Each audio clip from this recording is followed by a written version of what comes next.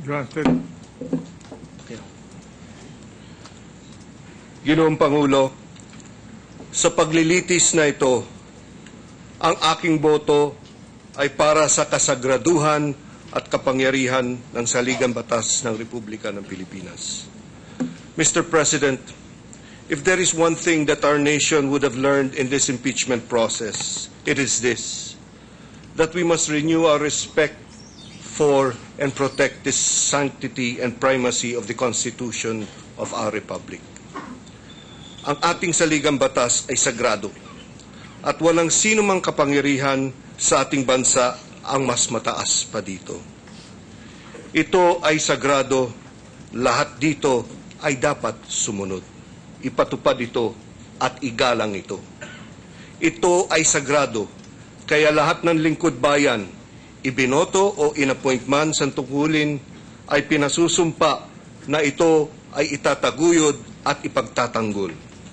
Ang hindi pagsunod, ang hindi pagtupad, ang hindi pagtatagol sa ating saligang batas ay isang malinaw na paglapastangan sa pinakamataas na batas ng ating republika. At sa kaso pong ating nilitis, Ginoong Pangulo, pinag-aralan ko ang mga sumusunod. Nagkaroon ba ng paglabag at paglapastangan sa sagradong saligang batas ng Pilipinas? At kung nagkaroon nga, ang lumabag at lumapastangan ay dapat bang hindi na payagang manatili sa kanyang pwesto at tungkulin? Inahayag ba ng nasasakdal ang lahat ng assets, liabilities at net worth niya bilang pagsunod sa utos ng saligang batas? Ang sagot ko po, hindi po ginawa.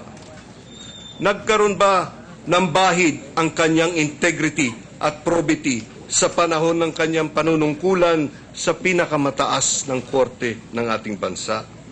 Ang sagot ko po, opo, nagkaroon po ng malaking bahid.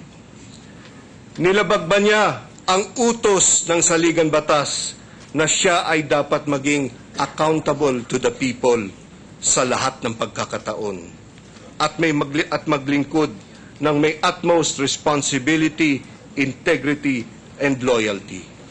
Ang sagot ko po, opo, nilabag po. One of the action of the accused stands out, Mr. President. Mula mismo sa mga labi ng nasasakdal, inamin niya na nakadeposito sa iba't ibang mga bangko ang mga salapi niya na nagkakahalagang 80 milyong piso at $2.4 million. Pero nasaan ito? Nasaan ito sa kanyang sinumpaang statements of assets, liabilities, and net worth? Idedeklara lamang ba ito kung kailan gugustuhin ng isang mataas na opisyal? Pwede ba siyang magtago sa likod ng Foreign Currency Deposits Act?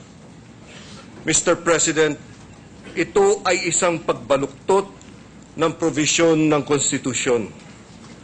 How can one man use the very same constitution which mandates full public disclosure to justify concealment of millions of dollars in his personal bank account?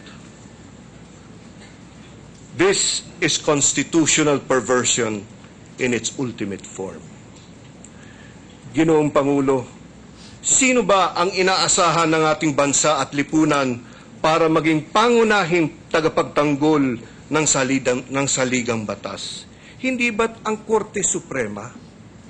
Anong aasahan natin pagtatanggol kung ang mismong pinuno nito ang unang humahanap ng butas para baluktutin ang ating saligang batas? Ang saligang batas ay sagrado. Ano man paglusot sa mga utos nito, ano man pagbaluktot dito, ay paglabag at pagbabastos sa pinakamataas na batas ng bansa. The Constitution above all. Ginoong Pangulo, batay sa ebidensya, sa mga mismong mga sinabi at pag-amin ng nasasakdal, at bilang pagkilala sa kasagraduhan ng saligang batas ng Pilipinas, Ito ang hatol ko. Ang nasasakdal na punong mahistrado ng Korte Suprema ay hindi na po karapat-dapat sa pagtitiwala ng sambayanang Pilipino. Mr. President, I vote to convict the accused Chief Justice of the Supreme Court. Maraming salamat po. Secretary. Honorable Senator Judge Honasan.